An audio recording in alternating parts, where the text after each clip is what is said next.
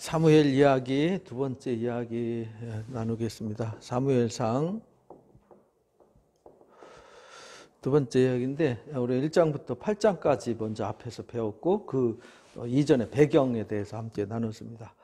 사무엘상에서 우리가 안에 들어가 있는 구체적인 내용은 읽어보시면 아시는 내용이지만은 흐름을 이해할 수 있어야 돼요. 흐름이 사사시대의 연장이잖아요. 사사시대. 사사시대란 말은 하나님 말씀과 하나님을 떠난 상태를 말하거든요. 그러니까 사사시대는 말씀이 없는 시대.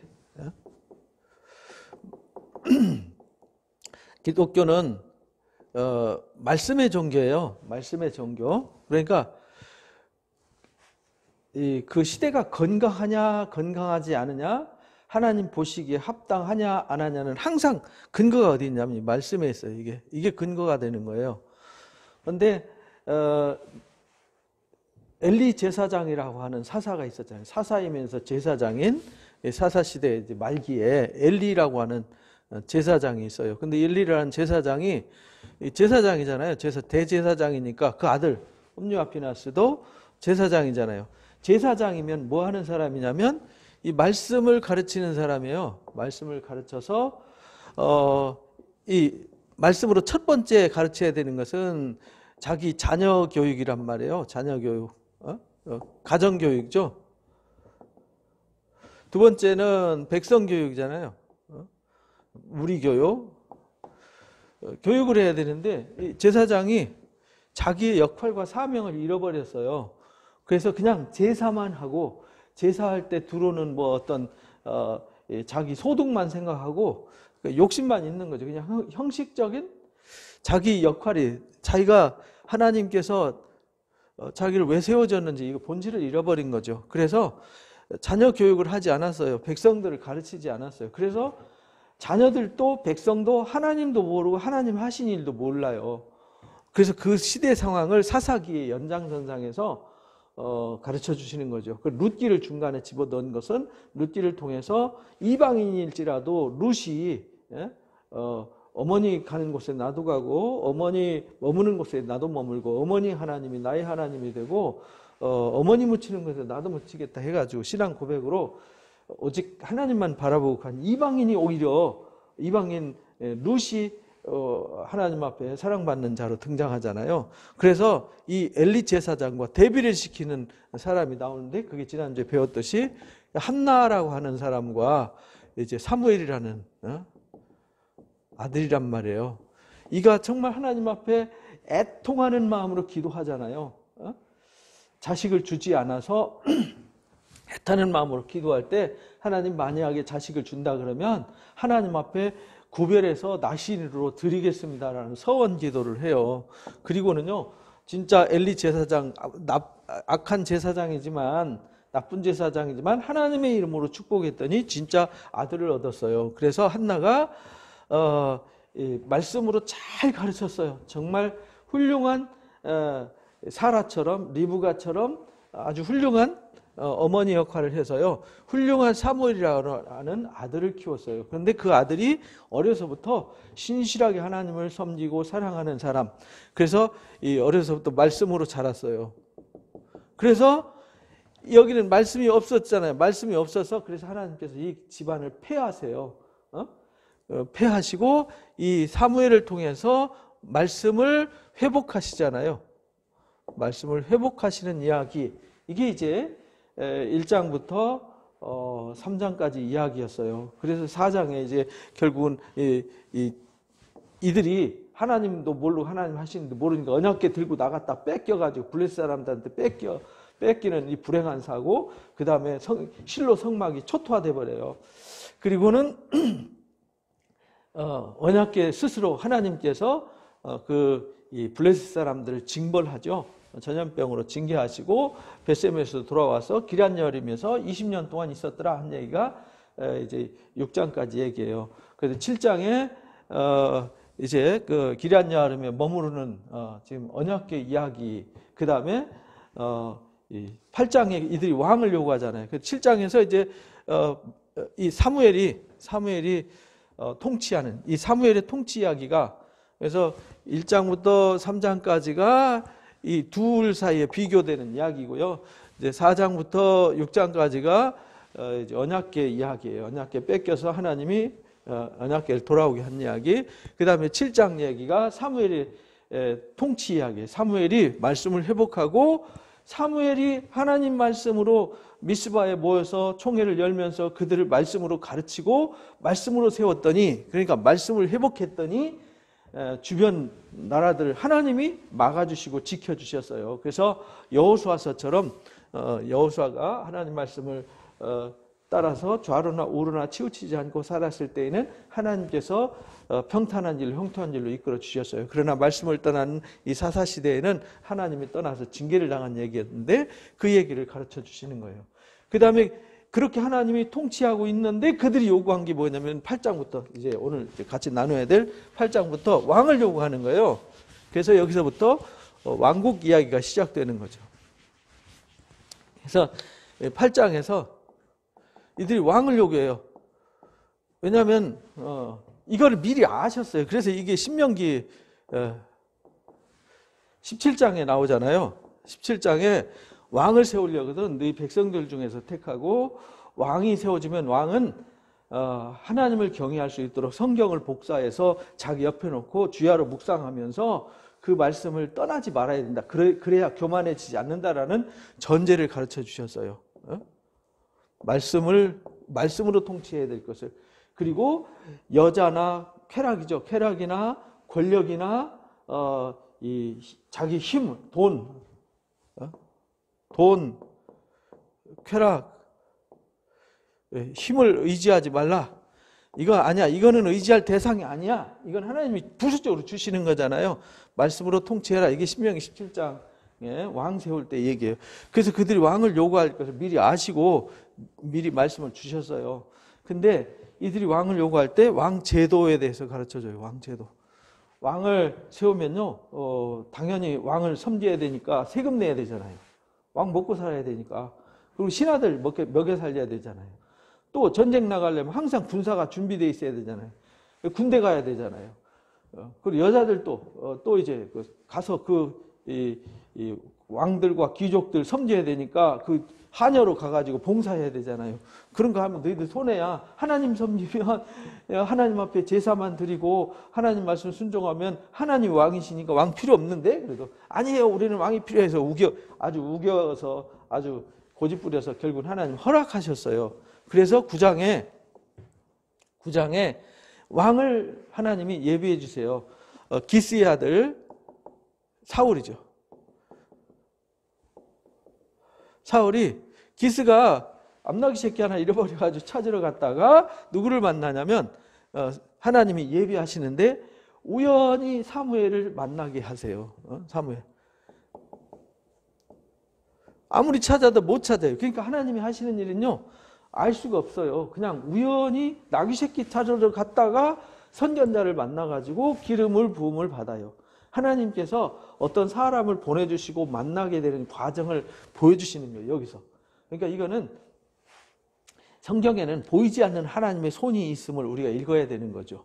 단순히 성경에 무슨 인물 이야기, 얘기 이런 것보다 중요한 것은요, 하나님의 손길을 읽어야 되고 하나님의 손길과 발자취를 읽을 수 있어야 돼요. 그래서 하나님이 나귀 새끼 하나를 찾으러 보냈지만 사무엘에게 만나서 기름 부어서 세우게 하시죠.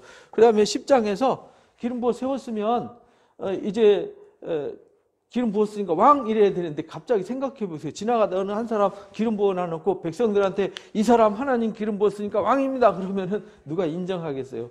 그래서 12지파 모아놔놓고 제비 뽑아요. 그 제비 뽑아가지고 택했더니 베냐민 지파가 뽑혔어요. 베냐민 지파 중에서 이제 기스의 집안이 뽑혔죠. 기스 집안에서 사울이 뽑혔어요. 그래서 사울이 이때 뽑힐 때만 해도 행구 뒤에 숨어가지고 겸손하고 낮아졌어요.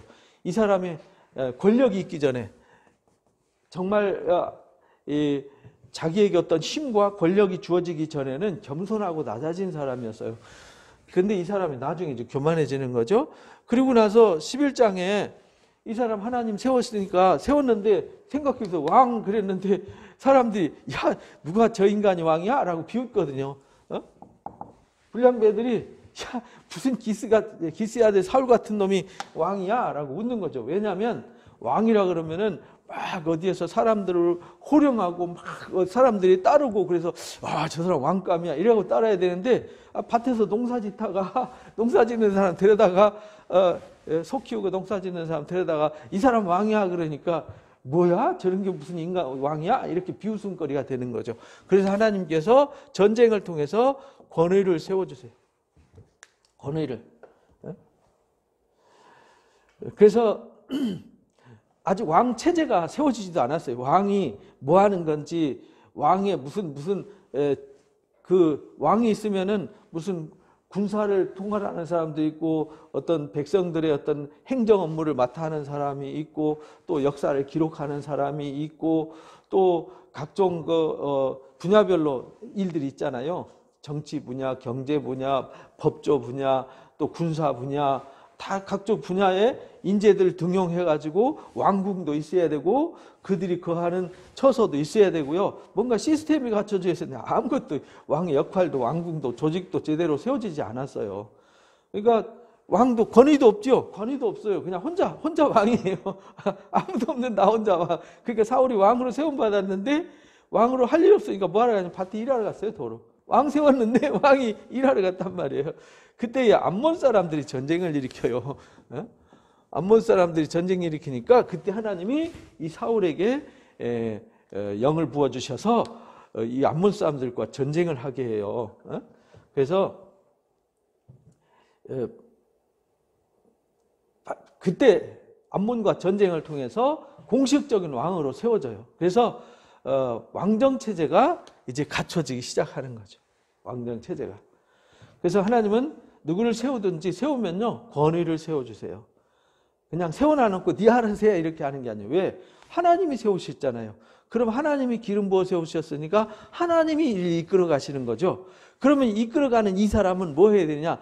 하나님의 말씀에 귀를 기울이고 하나님의 선하신 인도하심에 순종하는 삶을 살아야 되는 거예요. 그래서 이제 12장에 이렇게 사울을 왕을 세워주셨어요. 권위까지 세워주셨어요. 왕 제도가 이제 완성이 된 거죠. 그러니까 사무엘이 역할이 없어졌잖아요. 사무엘이 제사장 겸 사사 겸 이 선견자였잖아요. 선지자 겸. 근데 이제 사사의 역할은 이제 끝난 거죠. 사사가 곧 왕이었거든요. 사사가 왕 역할을 했었는데 더 이상 왕 역할 안 되니까 12장에 고별 설교를 하는 거예요. 고별 설교하면서 사무엘은 자신의 사역을 마무리하면서 이스라엘 향해서 고별 설교를 하는데요. 나는 신실하게 말씀대로 살았다. 자신을 당당하게 내세우면서 하나님께서 너희를 출애굽시켜서 이 가나안 땅에 오늘 여기까지 어떻게 이끌었는지 출애굽의 역사와 가나안 땅 정복의 역사와 그 다음에 사사들을 통해서 너희들을 여기까지 이끌어온 역사 잊지 마라 라는 것을 가르쳐 주세요. 오직 그러니까 하나님만 섬겨라.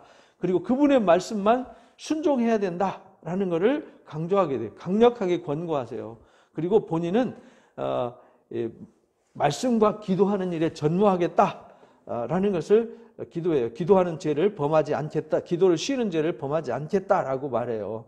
그래서 본인은 사사로서 치리하는 일을 왕한테 이제 사울한테 다 권한을 이제 넘겨줬어요. 이제 제사장으로서 선지자로서 기도하고 가르치는 일에만 집중하겠다라고 여기 이제 사무엘의 마지막 고별 설교죠. 항상 성경에 고별 설교 나오면 그 잘 읽어봐야 돼. 그게 진짜 하나님이 우리에게 중요하게 여기는 핵심이란 말이에요. 여호수아의 고별 설교, 이 사무엘의 고별 설교, 모세의 고별 설교, 이거 굉장히 중요한 거잖아요. 왜냐하면 사람이 마지막에 하는 말이 이 인생을 총동원해서 정말 하나님께서 주신 것을 엑기스만 딱 던져주는 거거든요. 그러니까 그런 거를 우리가 잘 눈여겨봐야 된다. 그 다음에 이제 13장부터 15장까지 이야기는요, 이 사울 왕의 타락 이야기를 가르치는 거예요. 사울 왕이 어떻게 타락하냐면 하나님의 말씀을 어떤 상황 속에서 순종해야 돼요. 블레셋 사람과 전쟁을 하는데 갑자기 막 블레셋 군사들이요, 이제 사울이 40세의 왕이 됐잖아요. 그래가지고 한 2년 정도 통치를 했거든요. 근데 새로운 왕정을 개척해야 되는 부담을 안고 있는데 상비군도 궁궐도 궁궐 관리도 제대로 갖춰지지 않은 때죠. 그런데 블레셋과의 전쟁하는데 블레셋 사람들이 군사들이 새까맣게 몰려오니까 그들은 철병기를 가지고 있고 아직 청동기 문화를 가지고 있었어요. 이스라엘은. 왜냐하면은 하나님이 통치를 하셨기 때문에 이들은 무기가 별로 필요 없었어요. 기드온 때도 횃불 가지고 그들을 스스로 싸워서 미디안 군대를 물리치는 이야기를 가르쳐 주셨잖아요. 그러니까 군사를 길리워서 막 군사 병기를 준비하고 이런 게 없었어요. 그런데 블레셋 사람들은 이 농사를 평야에서 살기 때문에 농사를 지어야 되니까 철기 문화가 빨리 왔어요. 그리고 거기가 군사들이 지나가는 길목이라서 늘 무장하고 있어야 되거든요. 그러다 보니까 거긴 철기 문화가 있고 이 이스라엘은 철기 문화가 없었어요. 청동기 문화. 그래서 칼 가진 사람이 사울과 요나단밖에 칼이 없었어요. 철기 문화, 철기 칼. 이 청동기 칼은요 약하거든요. 잘 무뎌지고. 그래서 그 철병기를 가진 사람들이 새까맣게 몰려오니까요. 사람들이 무서워가지고 다 흩어져 버렸어요. 그러니까 이 사울이 조급해가지고요. 사무엘이 오기를 기다려야 되는데, 그리고 하나님이 왕이 세웠으면은 하나님이 세웠기 때문에 하나님 책임질 거 아니에요. 그러면은 하나님 앞에 엎드려 기도하고 사무엘 선지자한테 물어보고 하나님의 뜻이 무엇인지를 알고 나가야 되는데, 근데요, 그냥 막무가내로 자기가 제사를 드려버렸어요. 그러니까 자기 본분을 잃어버린 거죠. 이게 우리가 오늘날 우리도 이 세상 살아가면서요, 내 마음대로 다 해놓고 나중에 와서 하나님 앞에 물어보면 하나님이 할 말이 없잖아요. 네가 다 했잖아. 어쩌라고? 나보고 설거지하라고? 이런 소리잖아요. 어떤 일을 결정하고 어떤 일을 할 때에는 하나님의 말씀이 무엇이고 하나님의 뜻이 무엇이고 하나님이 기뻐하신 일인가 아닌가를 점검하고 확인해보고 기도하고 기도 부탁하고 이렇게 해서 풀어가야 되는데 다 벌려놔놓고 마지막에 안 될 때 하나님 앞에 오잖아요. 지금 사울 왕이 그렇게 됐어요. 그래서 조급한 성격 때문에 사무엘과 하나님을 신뢰하지 못하고요. 제사를 드려버렸어요. 그래서 범죄한 거죠. 하나님 말씀을 불순종하는 거예요. 이 타락이 뭐냐면 불순종이었어요. 그래서 하나님이 사울을 버리기로 결정하게 됐죠. 그리고 또 아말렉을 전멸시키라고 15장에 보냈는데 아말렉을 전멸시키지 않고 양과 살찐 거, 그 다음에 아각 왕을 데리고 와버렸어요. 그러니까 자기 생각이죠. 백성들이 그걸 요구하니까 하나님보다, 그러니까 항상 어떤 상황이 닥치면 사울은 하나님과 하나님 말씀보다는 자기 생각이 더 중요했고요. 그리고 눈에 보여지는 것을 더 두려워하고 의지했어요. 그래서 불순종하게 되는 것이죠. 그래서 백성들의 원성들을 까봐서 합리화시키죠. 살찐 양, 털씨털씨 양 하나님 앞에 드리면 하나님 기뻐하실 텐데 하고 합리화시키는 신앙으로 무너져 버렸어요. 그리고 14장에서는요, 요나단이 기도하고 가서 싸워가지고 블레셋 사울 왕은요, 전쟁 나가도 못하고 벌벌 떨고 있는데 나가서 싸워서 이기는데 괜히 자기가 공로를 세우려고요, 막 전쟁하는데 전쟁하면서 기력이 떨어지면 음식을 좀 먹고 힘내서 열심히 싸워야 되는데요, 먹지도 못하게 해서 백성들이 지쳐가지고 나중에는요 짐승을 막 피채 먹는 이런 범죄를 하게 했어요. 그래서 계속 사울은 실책을 하게 되는 거죠. 왜 그러냐면 하나님의 말씀에 귀를 기울여야 되는데 말씀에 귀를 기울이지 않았어요. 그래서 사무엘은 항상 말씀에 귀를 기울이고 말씀을 따라서 말씀을 회복한 사람인데 이 사람은 말씀보다는 자기 생각에 교만에 빠져서 책망받아요. 그래서 하나님은 제사보다도 하나님 원하는 것은 순종이다라고 15장 22절에 아주 가르쳐 주셨어요. 그 다음에 이 16장부터 그래서 이제 사울의 역사가 이렇게 해서 끝난 거예요. 하나님이 세우셨지만 하나님이 사울을 폐하셨어요. 그래서 이제 16장에 다윗의 이야기로 이어가는 거예요. 하나님이 사무엘을 버리고요, 이새의 집안에서 막내 아들, 사람은 외모를 보지만 사무엘한테 이새의 집안에서 한 사람을 택해서 기름 부어라 하고 해서 이새의 집에 갔는데요, 엘리압이 장자인데 오는데 잘생겼어요. 아주 풍채도 있고요, 정말 위엄이 있어요. 그래서 역시 하나님은 보는 눈이 있으시군 이랬는데 하나님이 걔 아니고 둘째 아니고 일곱째 아니고 첫째부터 일곱째까지 아니고 이러니까 그럼 뭐지? 그럼 이 외에 또 누가 있냐? 그러니까 얘 막내가 있는데 걔는 아버지 이세가 숫자에 치지도 않았어요. 양치고 있습니다 하니까 그 데리고 와라 그랬더니 하나님이 얘다, 얘한테 기름 부어라 이래가지고 하나님 기름 부어 주셨어요. 그래가지고 17장에 이제 16장 17장에 이 다윗이 세워지는 얘기를 써요. 기름 부어서 다윗을 하나님 구별해 세워요. 어리지만 사람이 눈에 보여. 그래서 사무엘이 그렇게 말해요. 아, 사람은 외모를 보지만 하나님은 중심을 살피시는구나. 이것을 이제 우리에게 가르쳐 주셨어요. 그리고요, 중심을 본다는 걸 어떻게 가르쳐 주셨냐면 골리앗 앞에 세웠어요. 다윗이 17장에서 이제 16장에 기름 부으시고요. 17장에서 골리앗 앞에 세운다.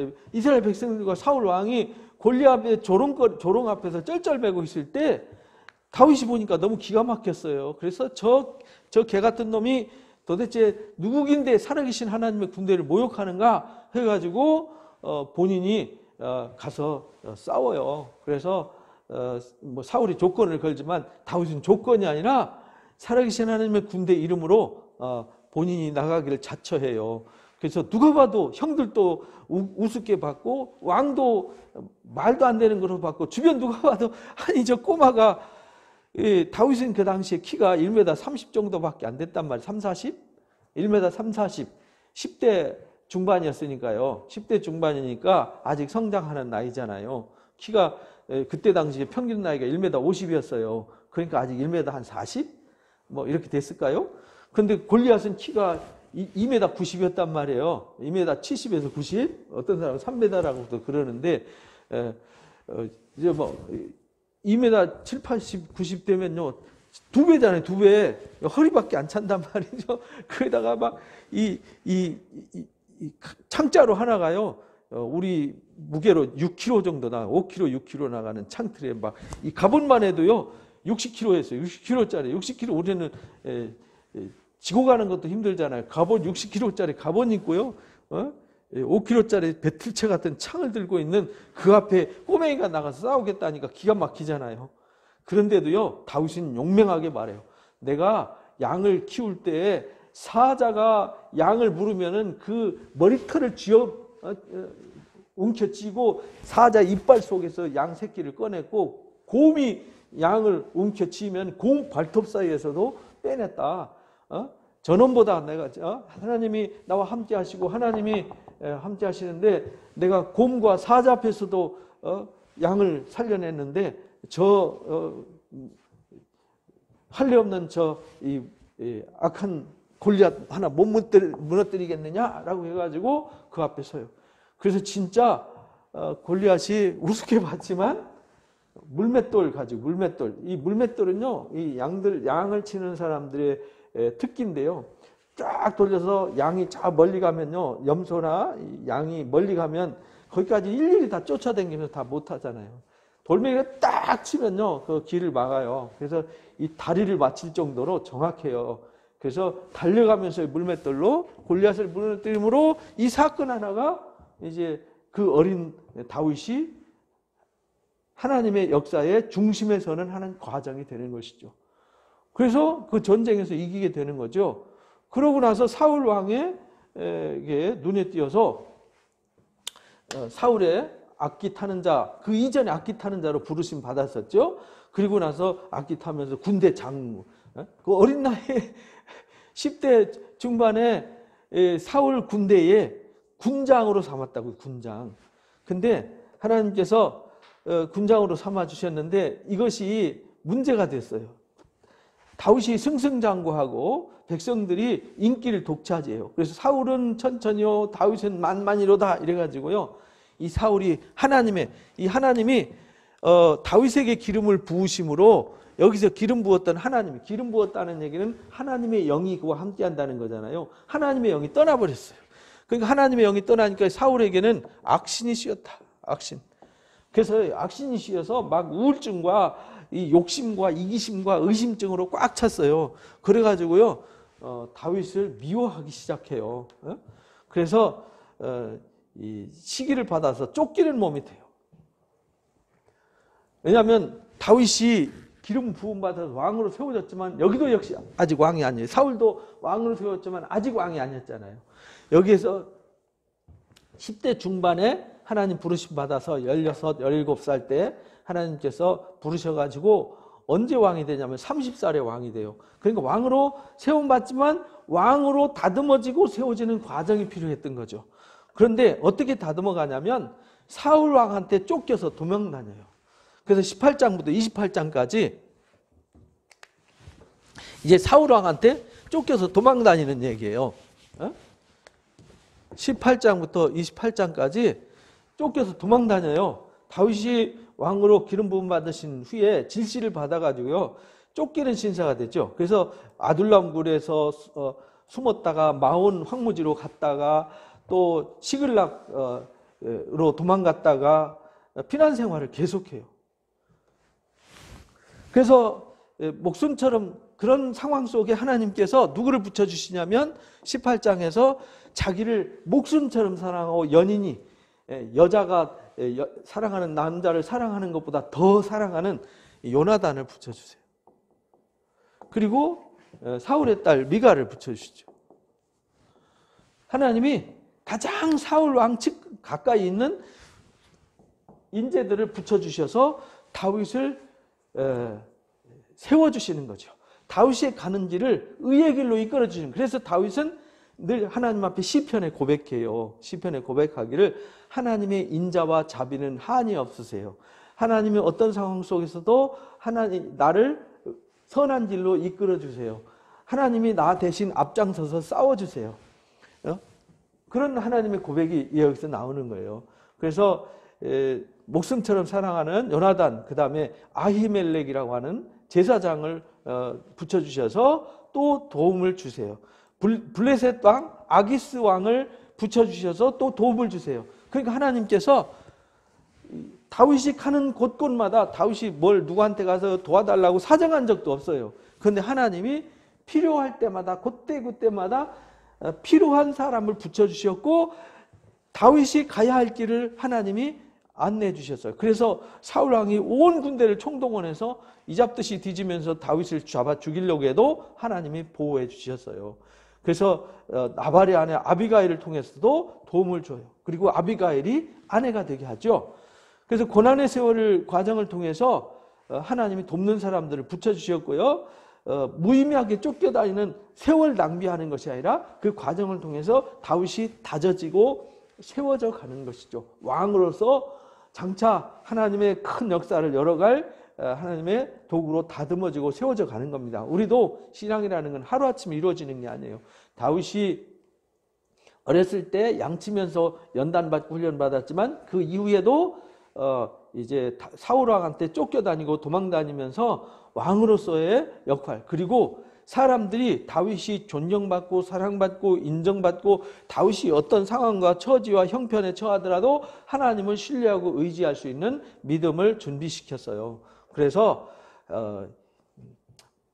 도망다니지만 목숨 걸고 돕겠다는 훌륭한 인재들이 몰려들기 시작했어요. 환난당하는 자들, 빚진 자들, 원통한 자들이 몰려들기 시작해요. 그래서 다윗이 도망다니다 보니까 거기 누가 있었냐면 400명의 군사가 따라다녔어요.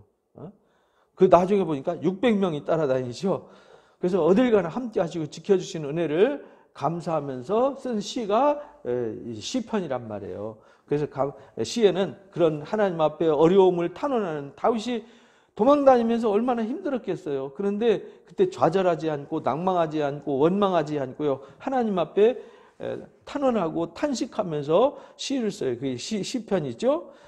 그리고 다윗이 사울 왕을 죽일 수 있는 기회가 2번 있었어요. 바로. 그런데 그때 하나님이 기름 부으신 자라고 죽이지 않았어요. 왜? 하나님이 기름 부었으니까 하나님이 그를 벌 주시고 그를 하나님이 책임지실 것이다 라는 믿음이 있었어요. 그러니까 우리 원수 갚는 거는 누구한테 있냐면 하나님께 있는 거예요. 우리가 원수를 갚아버리면, 우리가 피 흘려버리면 하나님이 원수 갚은 게 아니라 내가 갚은 것이 되잖아요. 그래서 사도 바울도 이 로마서 12장에서 원수를 축복하라 그러잖아요. 왜? 우리가 축복함으로 그 위에 숯불을 쌓는 거다. 왜냐하면 원수는 하나님이 갚으시는 거거든요. 우리는 절대 우리 스스로 원수 갖고 대적자를 치면은 안 돼요. 그 십자군 전쟁 통해서 그게 잘못되었다는 것을 증명해 주셨잖아요. 그래서 하나님 기름 부으신 자를 죽이지 않았어요. 그래서 이제 24장과 26장에서 그가 다윗을 사울을 죽일 수 있는데도 죽이지 않고 살려줬던, 도망다니면서 있었던 얘기. 주로 어디로 도망다녔냐면 유다 광야 지역, 아둘람 굴은 이제 서쪽이거든요. 예루살렘 서쪽에 있다가 이제 동쪽으로 와가지고 이 10황무지부터 시작해가지고요. 이 네겝 광야로 해서 모압까지 도망갔다가 와요. 모압까지 도망갔다가 와가지고 더 이상 있을 수 없으니까 어디로 가냐면 블레셋 사람 아기스한테 가는 거예요. 그래서 블레셋 사람 아기스 왕의 도움을 받아요. 그래서 29장부터 31장까지 이제 여기는 계속 다윗이 도피 생활을 하잖아요. 도피 생활. 그 도피 생활 속에서 하나님 함께 하심을 가르쳐 주셨어요. 여기는 이제 도피 생활이 끝났어요. 왜? 이제 사울 왕이 제일 무서워하는 사람이 블레셋 사람이거든요. 늘 블레셋과 전쟁이 있었잖아요. 근데 이 블레셋으로 도망가 버리니까 사울 왕이 더 이상 공격할 수가 없었어요. 그래서 블레셋 사람을 동원해서 사울이 다윗이 막 갇혀가지고 하길레 산 밑에 갇혀가지고요. 이제 우물 안에 개구리가 되어버렸어요. 이제 잡혀 죽을 독에 든 쥐가 된 거죠. 쉽게 말하면 피할 길이 없는 상황인데 블레셋 사람 보내가지고 거기서 피할 길을 열어주셨어요. 그래서 블레셋 사람 아기스 왕한테 가게 되고 아기스 왕의 도움을 받아서 아기스 왕과 함께 지내는데 아기스 왕이 다윗을 사랑하게 만들어요. 좋아하게 만들어요. 신뢰하게 만들어요. 근데 같이 있을 수가 없잖아요. 그래서 우리가 걸 수 있는 땅을 달라 했더니 블레셋 사람이 시글락 땅을 줘요. 이게 이제 다윗이 최초의 통치 지역이 어디냐? 시글락이에요. 여기서부터 다윗의 왕으로서의 이제 정착 생활이 시작되어지는 거예요. 사울 왕과 충돌을 피해서요. 블레셋 휘하에 있는 시글락에서 아말렉 사람들을 물리치고 왕정 기초를 세워요. 그것도 이방인 블레셋 아기스 왕이 준 땅에서 왕정의 기초를 세워갑니다. 그 사이에 길보아산, 그 사이에 시글락에서 다윗이 왕정 기초를 세울 때 사울은 길보아산에서 길보아산 전투, 여기서 이제 생을 마감하게 되는 이야기가 나와요. 길보아 전투는 지도를 간단하게 그려드리면은 이스라엘 지도가 이렇게 생겼잖아요. 지금 여기가 예루살렘이에요. 근데 시글락은 어디냐면 여기가 시글락이에요. 여기가 블레셋이에요. 지금 여기서 충돌이 계속 있는 거거든요. 여기서 충돌이 있는데 이 길보아 전투는 어디냐면 이게 산악지대거든요. 산 능선인데 여기가 이제 요 뿔뚝 튀어나온 여기가 길보아 산이에요. 여기가 길보아 산이고 여기가 모래산이 있고요. 여기 다볼산이 있고 나사렛 동네가 있거든요. 여긴 이스라엘 평야예요. 평야. 이 평야에서 전투하는 거예요. 근데 여기 블레셋 사람들은 여기 가서 진치고 사울 왕은 여기 진치는 거예요. 여기서 전투를 하게 되는 거죠. 거기서 이제 사울 왕이 길보아 전투에서 져요. 죽습니다. 그래가지고 여기 길보아 산에서 죽고 여기 벳산이 있어요. 길보아 산 바로 옆에 벳산이라고 있는데 벳스안 또는 벳산 여기 길보아 산에서 죽어가지고 벳산 성벽에 못 박혀 죽어요. 이걸로 사울 왕이 끝나는 거죠. 하나님이 사울 왕을 말씀하신 대로 징벌한다는 말씀대로 말씀을 떠났으니 내가 너와 함께할 수 없다. 그래서 너는 영원히 나와 함께하지 않는다라는 그 약속의 말씀대로 이를 징계하는 것으로 끝나요. 그리고 다윗의 왕정 기초를 세웠는데 여기서부터 이제 하나님의 역사가 시작되는 거죠. 그러면서 여기 벳산 성벽에 못 박혀서 사울 왕이 죽습니다. 그때에 이 길르앗 야베스 사람들이 사울 왕을 데려다가 장례를 치르게 되죠. 왜냐하면 나중에 이제 내용 속에 들어가서 배우면 알겠지만 이 사울 왕하고 길르앗 사람들이, 이 길르앗 사람들이 이쪽 사람들이잖아요. 동쪽 므낫세 지파 사람들이란 말이에요. 이 동편, 요단강 동편에다가 이 자리를 잡았던 이 갓 지파, 루벤 지파, 갓 지파, 므낫세 지파 있잖아요. 이 사람들이 이 베냐민 지파와 사돈지간이 됐어요. 왜냐하면 사사기에 보쌈을 해가지고 이 사람들이 서로 교류를 하게 되잖아요. 사사기 끝에 보면 베냐민 지파가 몰살하게 될 때 이 길앗 사람들과 사돈을 맺거든요. 그래서 이 사람들이 같은 집안이에요. 베냐민 지파와 길앗 므낫세 지파 사람들이 사돈지간이 됐어요.